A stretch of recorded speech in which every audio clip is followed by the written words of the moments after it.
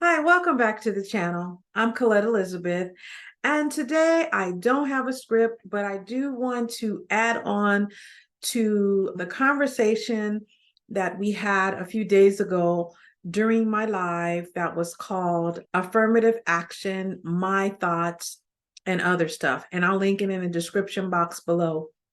But I wanted to come back to say a few things to African American women.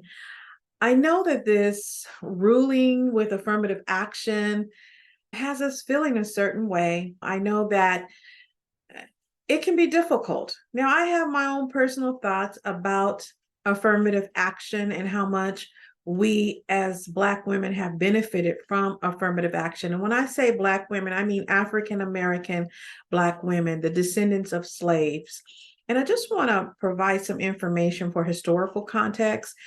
Affirmative action was really created so that the descendants of slaves would have an opportunity to secure a formal education. Just a little bit of history during the period of time when African Americans were enslaved here in this country, it was against the law to teach slaves to read. You can be penalized by death. When the Emancipation Proclamation was signed, my great, great, great, great grandmother, her name was Pender Hills, she was 28 years old. Okay, so she was alive. And actually, according to the 1930 census, said that she was a widow of a veteran. So he, I'm thinking, must have fought in the Civil War. And you say, why are you saying that? I'm saying that because African Americans have a bond with this land. We have fought for a lot of the rights and the privileges that many who are not African American have benefited from. When we were not allowed to read and write, we found ways to do that. We created schools, underground schools, even during slavery, to learn how to read and write. And so we will survive this. Even after the Emancipation Proclamation, we still had things to deal with. We still had to fight for our freedom during a period called Reconstruction. And I'm not going to get into what these periods were. I'm going to let those who are looking at this video look it up, Google it, and understand our history. During the Reconstruction period, my great, great, great, great grandmother that I just mentioned, Pender Hill, her daughter, Agnes Hills, was a year old. This is on my mom's side. On my dad's side, my great great grandparents, Carrie and Mac Black, lived in Abbeville, South Carolina. You might say, well, what's the significance of Abbeville, South Carolina? Abbeville, South Carolina was the birthplace of the Confederacy. And you may say, well, why are you bringing that up? I'm bringing that up because Black women, we survived some things. We survived a lot of things. Our ancestors survived the Jim Crow South. Many of us, my family included, I believe during 1910 to like 1970, left the South, which was called the Great Migration, to get away from the Jim Crow South. So that happened. We survived. As the proud descendants of approximately 600,000 Africans that were kidnapped from the continent of Africa and enslaved in the United States, in this country, we have been through some stuff. And I'm not saying other people who were stolen from Africa did not go through some things. I would never say that. I'm saying in this country, because we're talking about the Supreme Court of the United States decision ruling. We're talking about this country here. And I am aware that most of the humans that were stolen from Africa and enslaved were taken to Brazil. You don't have to put that in the comments.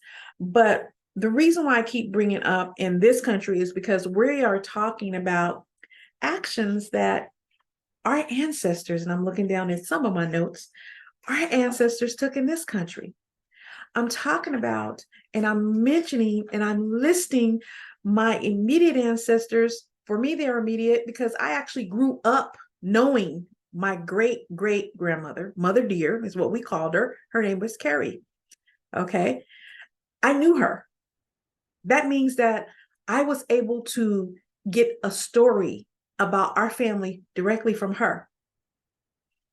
So we're not talking about somebody I didn't know. I knew my great-great-grandmother. I knew my great-grandmother.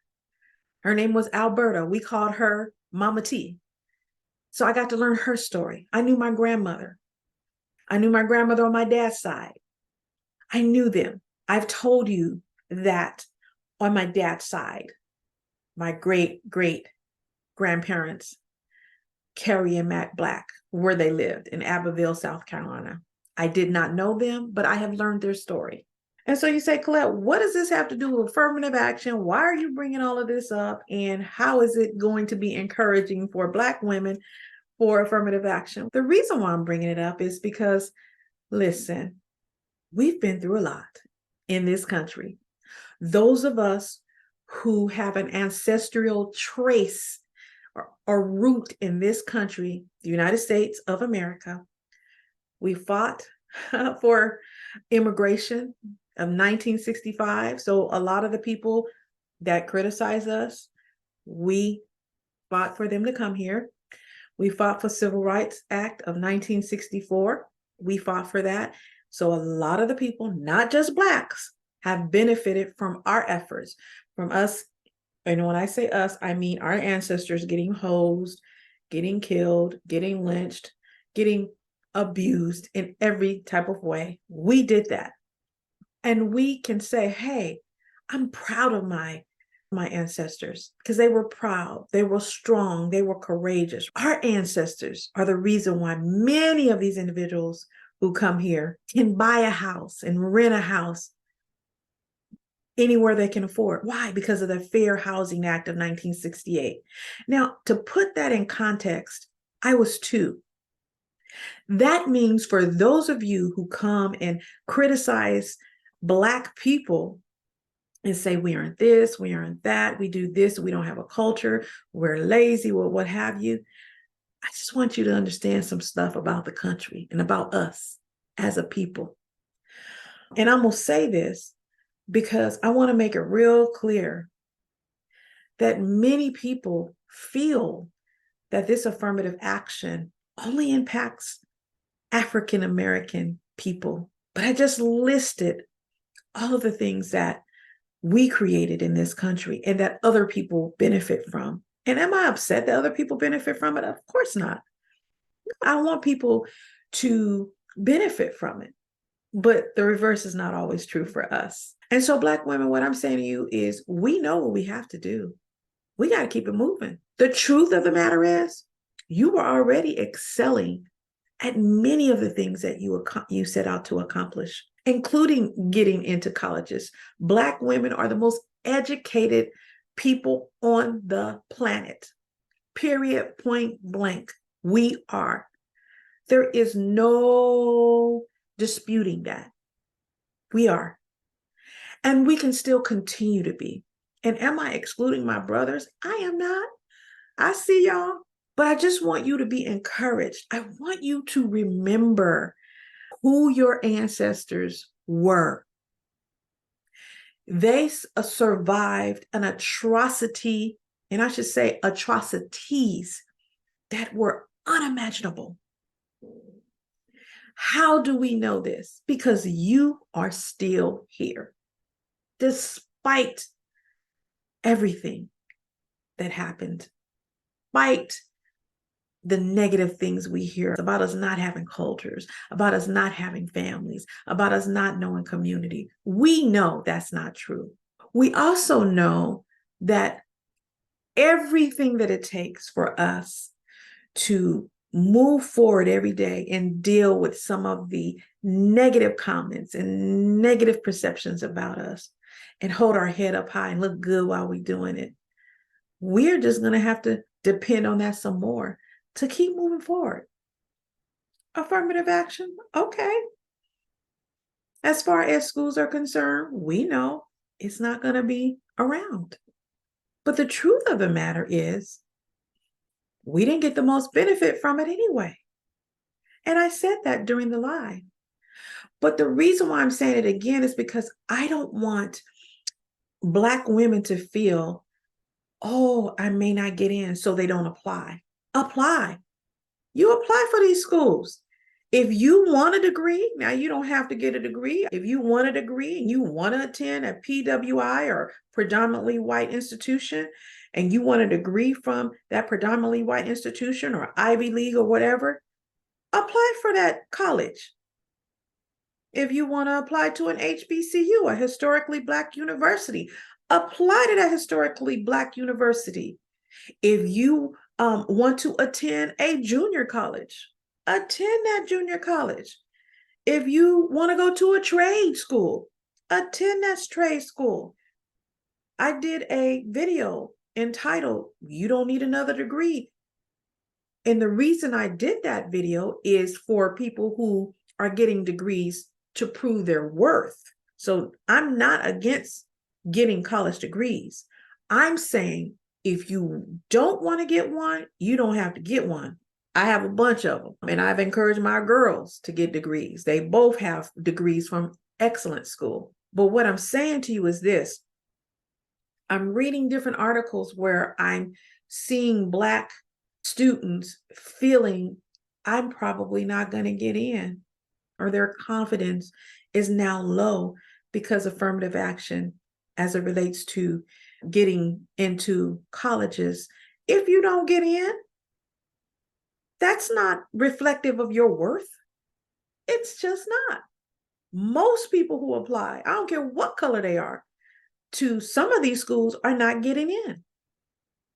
And you know how we do it. We have a plan A, B, C, and for us, we got a D. We know how to roll with it. And I'm not saying you're not going to get in. What I'm saying to you is this. Whether you get into the university of your choice, the top university of your choice or not, that's not going to stop you from working towards your destiny, your purpose. It shouldn't. Keep going. Keep going.